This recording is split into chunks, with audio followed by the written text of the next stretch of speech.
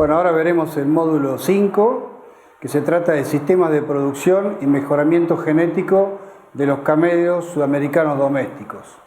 Yo soy el médico veterinario Horacio Miguel Ruiz, de la provincia de Catamarca, y bueno, empezaremos a tratar el tema de sistemas de producción en la puna y la extrapuna.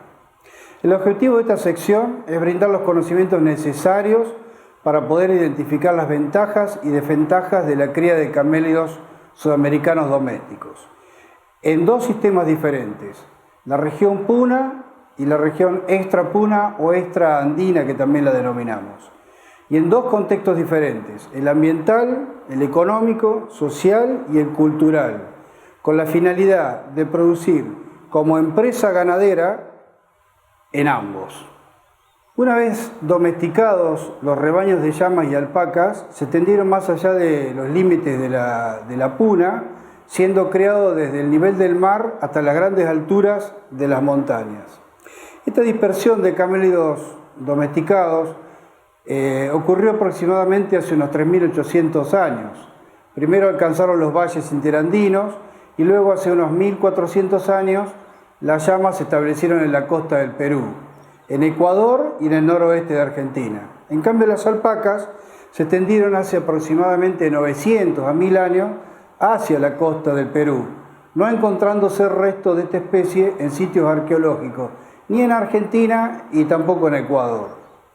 Si bien las llamas poseen adaptaciones específicas en su morfología que se vio en los módulos anteriores, que las hacen aptas para grandes altitudes, no siempre han ocupado ese hábitat.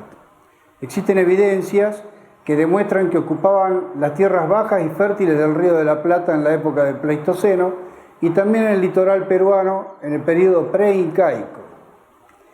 Si tuvieron que vivir solo en la puna fue por razones de supervivencia que ya es sabido. Es difícil, y esto siempre lo digo, imaginarnos hoy los campos con llamas pastando como único ganado y como medio de transporte de carga por senderos y caminos, cuando en el pasado era absolutamente normal. Ahora es posible verlo en algunos lugares de Perú y de Bolivia donde los camélidos abundan, pero en Argentina eso no sucede porque hay otras razas exóticas que están compartiendo hoy con este ganado. El imperio inca se encontraba en su máximo apogeo cuando llegaron los españoles, quienes fueron testigos de la importancia de los camellos sudamericanos en la vida de estos, pues era su alimento, su vestimenta, a partir de la fibra y el cuero, y el más eficaz transporte de carga. También lo era un símbolo religioso, que también lo es hoy para las comunidades originarias, y en el caso de la vicuña, que era y es una de las más finas fibras que hay en el mundo, solo la podían utilizar las castas superiores o los reyes en este caso. En la actualidad, pasamos a la actualidad, ahora existen numerosas poblaciones de camélidos sudamericanos distribuidos en diferentes partes del mundo. Estas han demostrado una notable adaptación a diferentes ambientes. Países como Australia han otorgado particular importancia a esta ganadería a tal punto que es uno de los principales exportadores de fibra y de carne, superando ampliamente a Argentina y a Bolivia. Chile, en cambio, es un país que se encuentra en el área de distribución de los camélidos sudamericanos, pero es el que más animales en pie ha exportado a todos estos países que mencionamos, principalmente a Australia y Estados Unidos, sobre todo en los años 70, 80, 90.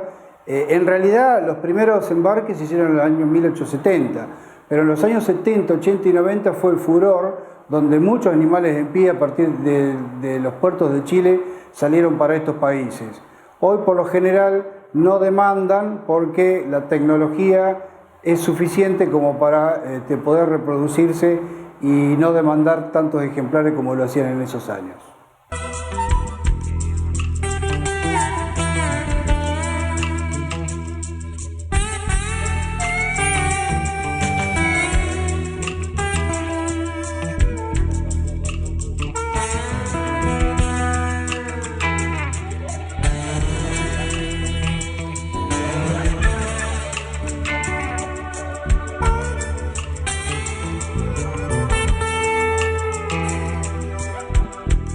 Es importante que todos los que estamos en esta diplomatura tomemos el concepto de ganadería y hablemos de ganadería en camélidos sudamericanos domésticos. Me detengo un instante para llamar a reflexión a todos que nos ocupamos en este tema, porque hace más de 3 siglos que se menosprecia la importancia de llamas y alpacas, a tal punto que el imaginario colectivo no lo considera como una ganadería. Indudablemente su lugar lo ocuparon las ganaderías exóticas, como decimos nosotros en varios puntos de nuestros módulos, porque el bovino, el equino, el ovino, ya dije, caprino, son todos exóticos que fueron introducidos y que desplazaron a los camélidos hacia aquellos ambientes donde esas razas, esas especies no proliferaban de manera natural.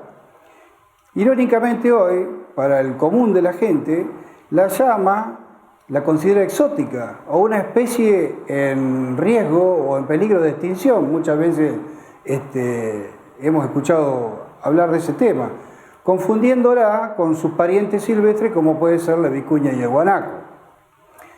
Más grave aún es que numerosos organismos nacionales y provinciales consideran a la llama y a la alpaca como producciones no tradicionales, ignorando que esta es una especie de hace miles de años que se crían para comer y vestirse en nuestras comunidades originarias y que es una ganadería autóctona.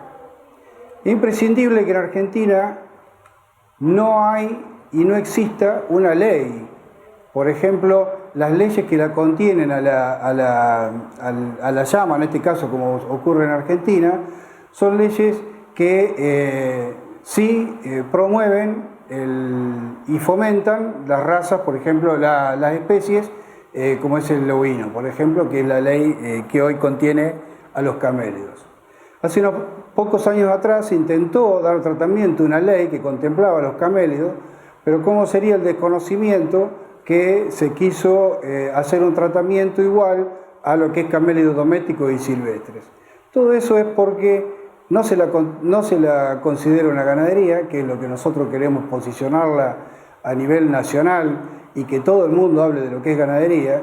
Y también otra cosa más, ya que me estoy tomando este tiempo para hacer algunas aclaraciones, considero, y esto es una apreciación muy particular y mía, que es extremadamente perjudicial para el desarrollo de los camélidos que se los promueva como mascota o pets.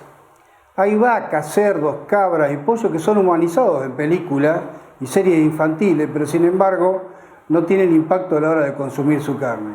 Pero no sé por qué ocurre que en el camélido ocurre lo contrario. Hay mucha gente que cree que no se puede consumir y que no se puede comer, y volviendo al tema, que se creen que no es una ganadería para, justamente para que el humano pueda recurrir a ella. Vamos a tratar los camélidos domésticos en la puna. ¿Y qué es la puna?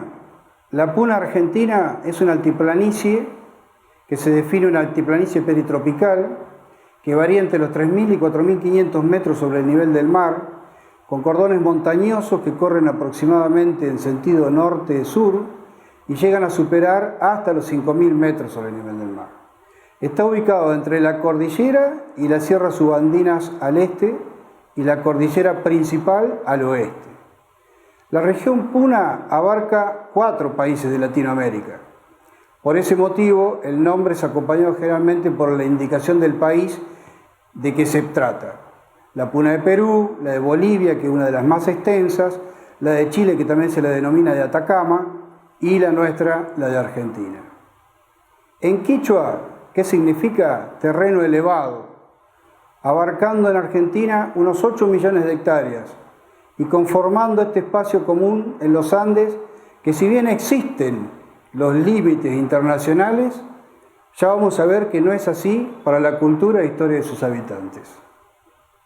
En esta región, que es una gran meseta, predominan ondulaciones y se hallan cuencas endorreicas. Estas cuencas endorreicas son zonas en las cuales el agua no puede drenar, digamos, no tiene una salida fluvial hacia el océano, entonces se forman lagunas y lagos que en su mayoría son alcalinos o salinos. Y también se han formado salares, que hay muchos salares, pero también valles pequeños, oasis, que nosotros en Argentina denominamos vegas, con quebradas estrechas. Esas vegas en otros países son denominados bofedales o humedales. Entre las especies vegetales de la puna hay predominio de xerófilas, que se han adaptado a la escasez del agua o suelos con poca materia orgánica y a un nivel de heliofanía. ¿Qué es la heliofanía? Es el tiempo que dura la exposición al sol. El clima es principalmente continental de altura, con un amplio rango de temperatura a lo largo del día. Ese amplio rango de temperatura lo denominamos amplitud térmica. Es una región muy seca, con mucho calor en verano y frío en invierno, pero siempre con esta amplitud térmica. O sea que siempre va a ser frío y mucho frío. Bueno, con la colonización, como dijimos, estos rebaños nativos fueron rápidamente diezmados y desplazados de la costa de los valles interandinos, donde los animales europeos no prosperaban, ¿no es cierto?, como habíamos dicho. Una situación ligada al relegamiento de los camélidos es la generada por la pérdida de los conocimientos, o sea que también se perdió mucho conocimiento adquirido para la cría de estos y ciertas creencias erróneas a su vez fueron introducidas, que se transmitieron a través de generaciones. Por ejemplo, la costumbre de cazar vicuñas o de circular o decir una mala prensa de enfermedades que los colonizadores trajeron y que la inculcaban a las enfermedades propias de la llama. Hay quienes sostienen que no se ha brindado el apoyo económico y técnico necesario comparado con otras especies ganaderas más desarrolladas en el país. Es cierto y se debe a múltiples razones, pero también es verdad que durante muchos años se ha invertido apostando incluso a diferentes tecnologías, instrumentación, aplicación de programas, incluso con la introducción de otras especies que lo único que han logrado es agravar la situación de estos ambientes tan frágiles que veníamos describiendo recién. Se ha llegado al extremo de considerar a la cría, explotación económica de los camélidos, precisamente en Argentina más la llama, como una actividad de subsistencia en la puna. Existen numerosos trabajos publicados y relacionados a este tema, desde propuestas de desarrollo hasta informes solicitados por organismos internacionales, sistematizaciones de actividades ejecutadas, sobre todo en la puna de Jujuy, que es la más poblada y una de las más pobladas, digamos, con más población del habitante andino. Y estas publicaciones, para no estar repitiendo lo mismo, son informes que están a mano y que también los podemos proveer de CEPAL o de la FAO, que reflejan la realidad de las limitaciones que se presentan para producir en todo aspecto. Después de muchos años, son muy pocos los productores insertados en la economía formal, siendo superados ampliamente por la informalidad en sus actividades y ventas. Bueno, como dije en módulos anteriores, se describió las características anatomofisiológicas que tienen los camélidos domésticos y que han desarrollado, para su adaptación al ambiente. Y esto los convierte en únicos para el desarrollo de una ganadería de excelencia en estos ecosistemas si realmente lo trabajáramos como tiene que ser. Pero para que esto suceda es necesario analizar las diferentes limitantes productivas que impiden que se llegue a la máxima expresión de esta producción y ser competitivos en nuevos y mercados exigentes. Vamos a ver un poco las limitantes.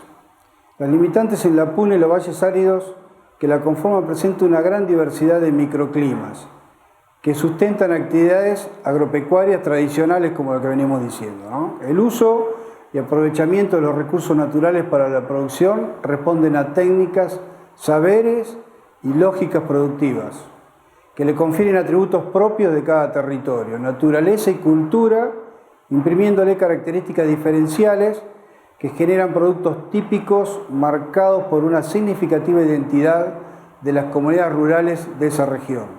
Pero como dije anteriormente, culturalmente, productivamente, no tienen límites. El habitante altoandino, de punta a punta, tiene su misma realidad. Las limitantes asociadas a estos territorios son una zona agroclimáticamente rigurosa, con escasez de pastura y agua. Las distancias entre las poblaciones y los campos son muy grandes, o sea, los productores tienen que recorrer muy grandes distancias para el manejo del ganado y también para las poblaciones más cercanas. Hay un escaso acceso a la tecnología, son tenedores y poseedores de llamas, de ovejas, de cabras y en algunos casos también, sobre todo en la puna jujeña, de bovinos, que generalmente no se lleva ninguna práctica de manejo ajustada. Los manejos sanitarios por lo general responden a políticas públicas. Si no es así, no se realiza. El manejo, como venimos viéndolo, es extensivo. La figura del pastor prácticamente año a año va desapareciendo y eso desfavorece mucho la productividad. No hay registros de las actividades, no hay un ordenamiento de las tropas o majadas, tampoco tenemos una infraestructura adecuada para el manejo. Bueno, hay dificultad en la comercialización o un escaso o nulo valor agregado. La tenencia precaria de la tierra también es un problema y los problemas en el funcionamiento y mantenimiento de las organizaciones sociales también es muy débil. La escasa utilización de las fuentes de energía alternativa y la degradación constante de los recursos naturales. También para la agricultura familiar hay un escaso o nada de maquinaria para los servicios agrícolas.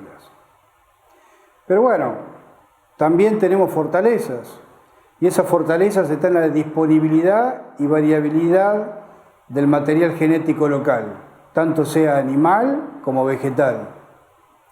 Hay posibilidades de incorporar valor a los productos locales de carácter ecológico y artesanal.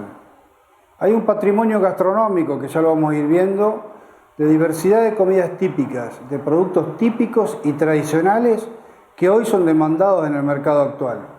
Existe una creciente demanda de turismo rural y posee la puna argentina recursos paisajísticos y un patrimonio cultural único. El esquema productivo de subsistencia, como para ir cerrando, posee algunas de las siguientes características. La alimentación de los animales ocurre en las vegas o humedales, con una alta carga animal, con ausencia de regulación de las mismas, digamos que no hay un manejo. Algunos productores siembran forraje, que en el caso en que se siembra es la alfalfa, con un aprovechamiento muy escaso también debido al clima, ¿no? Las actividades de servicio de esquila, parición, se concentran en el periodo estival, con un porcentaje de parición del 50-60%. En el módulo anterior, Verónica explica que una señalada del 31% en algunos lugares de la puna. Los machos conviven todo el año con las hembras, que eso hace también un manejo bastante inadecuado. La parición se concentra de noviembre a marzo. La faena de los animales es para autoconsumo y venta del excedente que tienen de esa faena, que se destina a la comunidad local o comunidades vecinas. El mal manejo de esas faenas, me refiero a las vísceras crudas, que hacen que ese alimento recaiga el alimento de los perros, exponiéndose al contagio de hidatidosis y de sarcocistis. Con presencia de esta enfermedad se dificulta la comercialización hacia los grandes centros urbanos y todo esto trae una informalidad de toda la cadena. El productor, como vemos, está limitado económica y ambientalmente, por lo cual debe beneficiarse a corto plazo si existiera la posibilidad de interactuar y complementarse con una producción a escala, con tecnología superior y abastecimiento sostenido de los mercados. Y esto se podría lograr con la integración de la producción ganadera extrapuneña. Bueno, hemos visto que el productor altoandino está limitado económicamente y ambientalmente, pero se puede beneficiar a corto plazo si existiera la posibilidad de interactuar y complementarse con una producción que tenga escala, que tenga una tecnología superior y un abastecimiento sostenido en los mercados, que es algo que todo mercado te va a pedir. ¿Y esto cómo se puede lograr? Integrándolo al productor de la puna con la producción ganadera extrapuneña, que es la que vamos a ver ahora. Bueno, ahora veríamos los camélidos domésticos en la extrapuna. En los últimos 30 años, en la región extrapuna, nosotros le denominamos extrapuna, pero también hay bibliografía o la mencionan como extrapuneña o extraandina. Pero la finalidad es la misma, digamos, extrapuna de Argentina, donde nosotros tenemos, voy a nombrar las provincias en las cuales tenemos conocimiento y hemos estado en los campos, ¿no? Con camélidos, precisamente llama más que nada, en Buenos Aires, en Córdoba, en Entre Ríos, en La Pampa, en Neuquén, en Río Negro, en San Juan, en San Luis y en Santa Fe. En todas estas provincias ocurre un proceso sostenido de colonización y significativo incremento numérico de tropas de llamas. Los motivos son diversos, pero los productores de estas provincias se iniciaron en esta ganadería y demostrando que se adapta a diferentes ambientes, sin causar deterioro del suelo y preserva los pastizales naturales, debido a lo cual se ha dado este aumento sostenido del número de cabezas. De este incremento es que surge la necesidad de generar acciones que promuevan el desarrollo de esta ganadería autóctona en la región extrapuna. Un desarrollo ganadero extrapuneño basado en la población camélida del llano y sierras de nuestro país, que hasta el presente se encuentran distribuidas en numerosas tropas, propiedad de productores privados.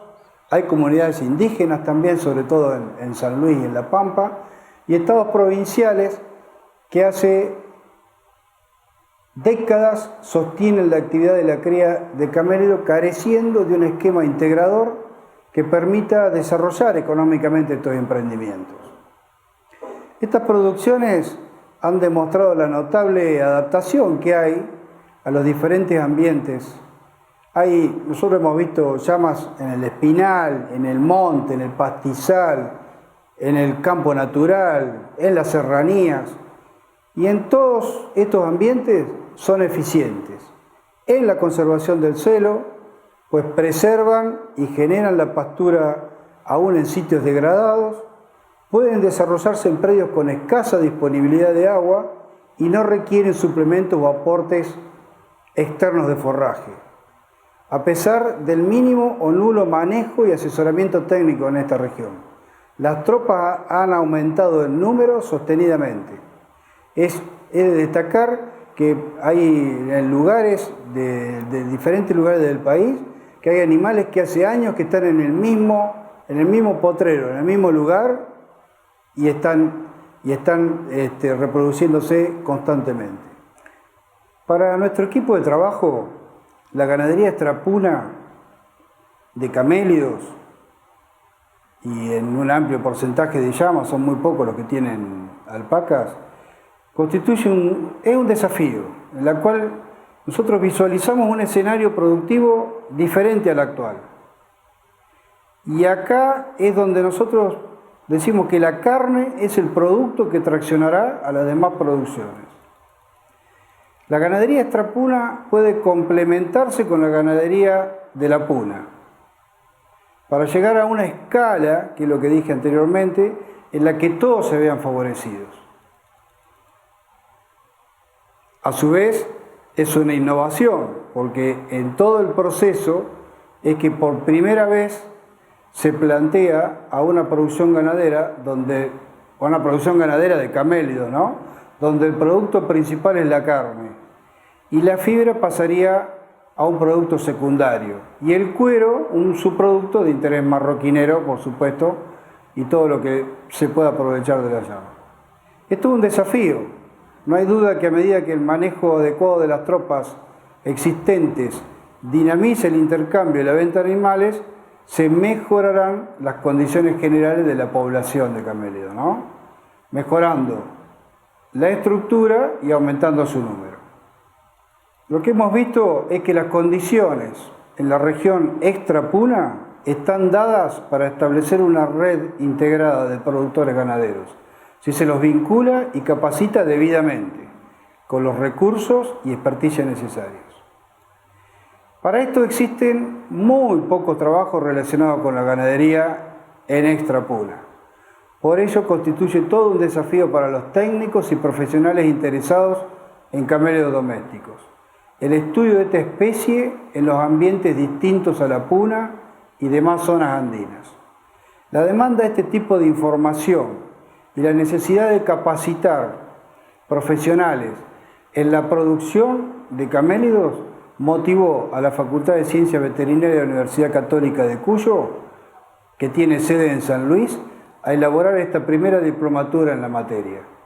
No hay duda que hay mucho para investigar y esperamos que esta diplomatura sea un disparador para que ello suceda. Para comprender mejor hacia dónde queremos ir, vamos a hablar de la caracterización actual de la cadena de valor extrapuneña. Y vamos a ir punto por punto. Los productores ganaderos. Los productores ganaderos de extrapuna, en su mayoría, poseen llamas y algunos pocos alpacas. En numerosas provincias del noroeste, centro, Cuyo y sur del país, podemos encontrar tropas de llamas, que en su mayoría son complementarias a explotaciones ganaderas vacunas o ovinas, porque hasta ahora estas tropas son improductivas totalmente. No hay información oficial, específica y fácilmente accesible para poder saber un número apreciable de estas tropas. ¿Por qué? Porque son consideradas como otra especie ganadera o simplemente otros, entre comillas. O sea que no tenemos datos fehacientes de un número de cabezas, a pesar de que nosotros extraoficialmente podemos decirlo, pero no hay datos oficiales. Por lo tanto, es desconocido el número actual de cabezas de llamas en todo el país. Hoy los productores de extrapuna tienen un determinado número de cabezas que luego de años se les ha incrementado considerablemente. Esto los motiva a interesarse en obtener rentabilidad de esta producción, que antes no la tenían. Tienen, que nosotros vemos, una cultura asociativa ya formada por las cooperativas agropecuarias, por las sociedades rurales, consorcios, grupos de producción, o sea, ya tienen un ejercicio bastante aceitado en lo que es asociativismo, pero un asociativismo que los une para ir a un objetivo común. El perfil de gran parte de estos productores es importante, que está enfocado en hacer carne entre comillas, ¿no? Pero esta persona sabe hacer carne de oveja, sabe hacer carne de vaca, y bueno, y no le va a costar nada hacer carne de camélido. Y cuentan con una capacidad instalada para un manejo ganadero y experiencia sobre todo en la comercialización, que no es poco.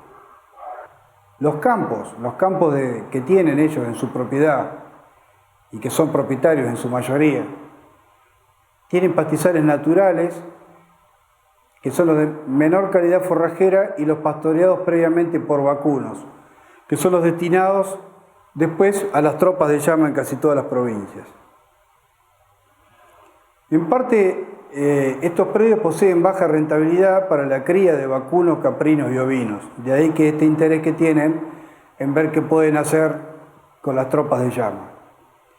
Pero las llamas, sobre todo, han demostrado en estas regiones sus cualidades de preservación del ambiente, evitando la degradación de estos potreros. Como dije anteriormente, hay algunos que hace años que están en el mismo. En cuanto a las instalaciones ganaderas existentes para los vacunos, se adaptan perfectamente o son adecuadas para el manejo de las llamas. Eso ya lo sabemos, porque nosotros en Catamarca o en San Luis o en otras provincias como Córdoba ya hemos trabajado con tropas de llama en las cuales las mangas, los corrales, los bretes, la casilla de operar, hasta los galpones que pueden ser para esquila e incluso el transporte que tienen es adecuado para la ganadería camélida. El manejo que hacen con las tropas de llamas, ante la carencia de un destino comercial, la sanidad es básica o es mínima. No se vacuna para aftosa por ley, y los que realizan un manejo sanitario desparasitan y vacunan contra enterotoxemia y desparasitan con antiparasitario interno y externo. Hay una escasa o nula presencia de parásitos sarcocitosis, que no es para menos. Eso lo hemos visto en faenas que ya vamos a hablar, o sea que eso es muy interesante, y sobre todo esto recae porque hay un manejo adecuado de los animales muertos y prácticamente no existe la faena domiciliaria que tratamos hace un rato en lo que es puna. La mayoría de las tropas poseen excedentes de machos. Hay mucho excedente de macho en las tropas de extra puna y necesitan renovar a sus reproductores para evitar la consanguinidad. Hay muy pocos que realizan esquila y tampoco comercializan la fibra. Si lo hacen es únicamente para el alivio del animal en el verano, pero prácticamente no se comercializa la fibra. La industria frigorífica. Hay mataderos frigoríficos que se pueden adaptar lo más bien para la faena de camélido, y son los mataderos de bovinos, o sea que tenemos prácticamente en todo el país distribuidos. Nosotros más adelante, cuando veamos el módulo carne, vamos a ver la adaptación de los frigoríficos de bovinos que hemos realizado faenas de camélidos. Pero en La Pampa existe un matadero frigorífico denominado Carnes Naturales que está habilitado para la carne de llama. A su vez que es multiespecie, porque faena otras especies también. Pero lo más importante de esto es que tiene tránsito federal y que llega hoy a los principales mercados, sobre todo restaurant gourmet en la provincia de Buenos Aires y en Rosario y también en otras provincias con turismo internacional. Y la oferta y difusión de esta empresa hoy es limitada porque no cuenta con un abastecimiento suficiente para sostener mayores demandas. En la provincia de Catamarca también hay un matadero habilitado para consumo interno y se está esperando por ahora la habilitación para el tránsito federal. Como dijimos, dentro de esta caracterización de la cadena, la fibra, son muy pocos productores que venden su producción de fibra, pero los hay. También hay algunos que realizan artesanías, excelente artesanía también, muy elaborada, con venta en los lugares turísticos como Córdoba, La Pampa, San Luis y la Patagonia. La industria textil todavía no se ha interesado aún en esta producción. El cuero prácticamente no se utiliza, se lo vende a saladeros o a barracas, pero no se lo utiliza como realmente el cuero, el valor que tiene del camello. En conclusión, un sistema de producción en la puna o en extra puna será sustentable cuando logre ser rentable, cubrir con las expectativas sociales, ambientales y la calidad de sus productos sean óptimos. Carne, fibra y cuero.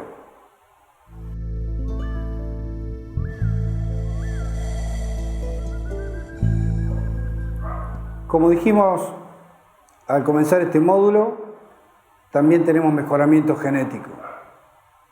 Y este espacio tiene como objetivo brindar un panorama general acerca del mejoramiento genético que podríamos implementar hoy en el campo, pero con las herramientas que poseemos y que podrían estar a manos del productor.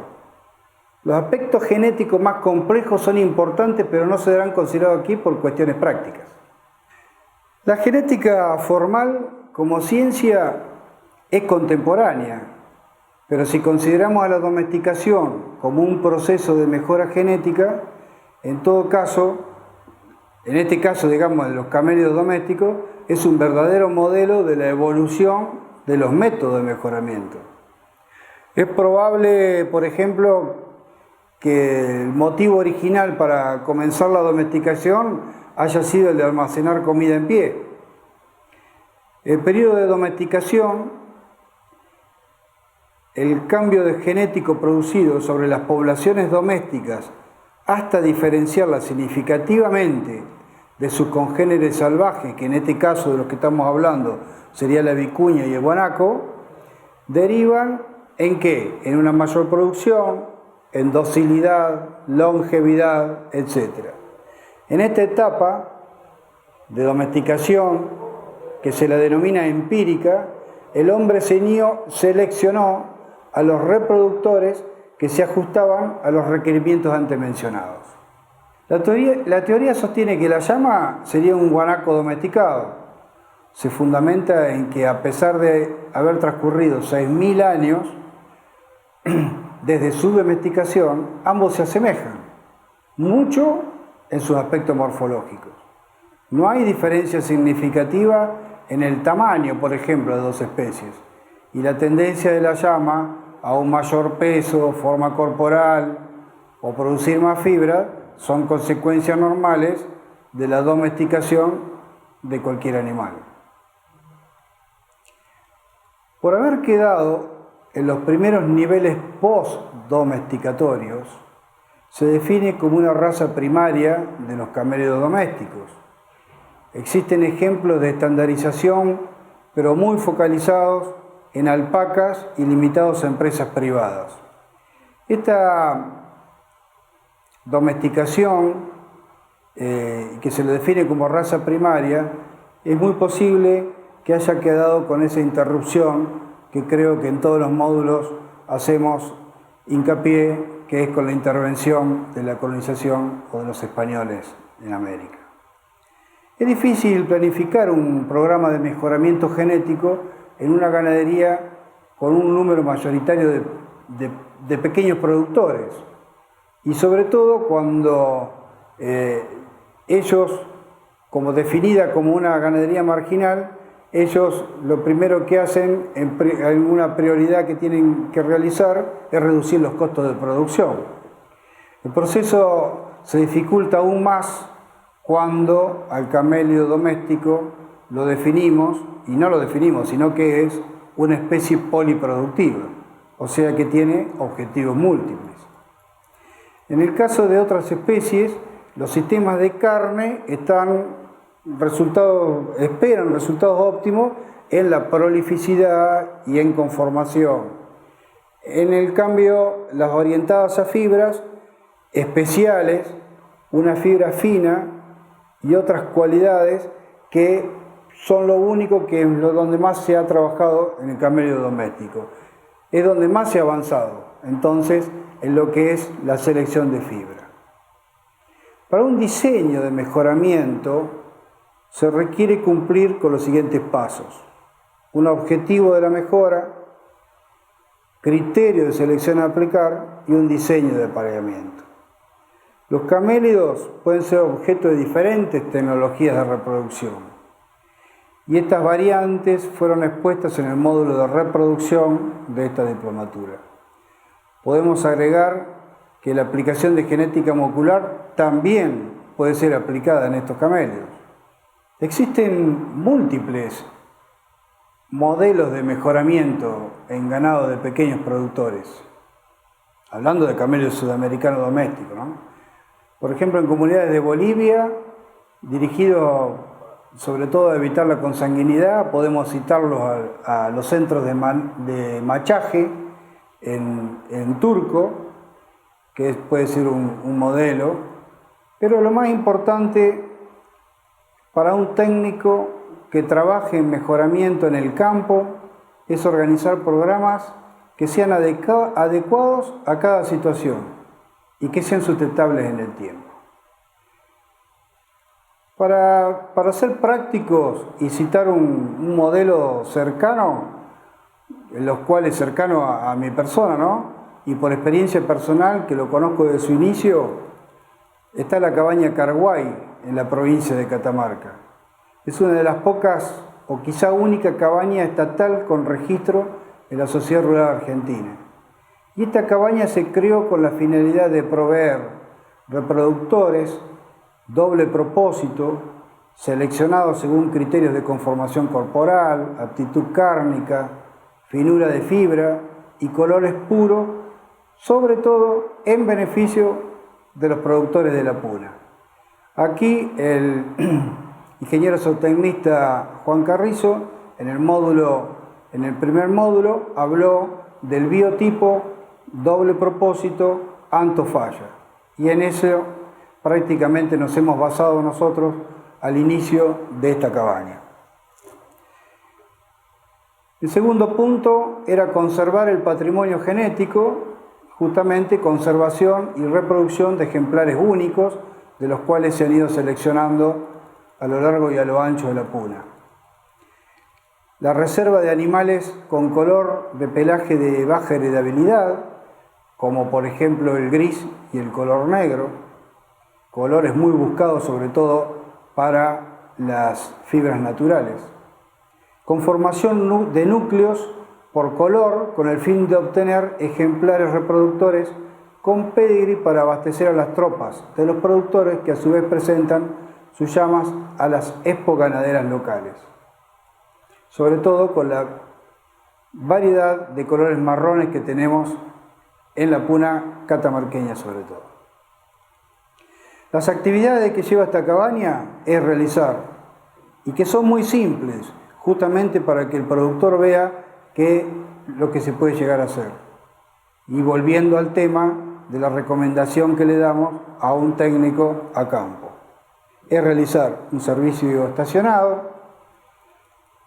En este caso, como estamos inscritos, la provincia de Catamarca está inscrita en un registro genealógico, y donde se lleva a cabo todos los años la prueba de ADN a partir desde el año 2008 para determinar los progenitores. También se hace un seguimiento con un análisis individual de fibra en laboratorios de referencia, que en este caso siempre ha sido el laboratorio de INTA Bariloche. También se hace una selección de ejemplares de acuerdo a su estructura y conformación, como dije anteriormente. Lo más importante acá es el examen que se pasa, que tiene esta cabaña, como por decirlo, como una evaluación anual, que desde el año 2007 presenta a los ejemplares en las exposiciones ganaderas más importantes del país, obteniendo todos los máximos galardones en diferentes categorías, juzgados en la admisión y en la pista, por reconocidos jueces del ámbito de camello sudamericano doméstico a nivel nacional e internacional.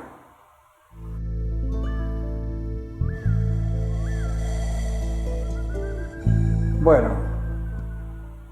ha finalizado el módulo 5 y para concluir podemos decir que estamos con una demanda que se puede satisfacer si la puna se complementa con la extra puna, para lograr continuidad, calidad y sustentabilidad en ambos sistemas productivos. Y, a su vez, el mejoramiento genético, que es una herramienta que va a contribuir a estos dos sistemas.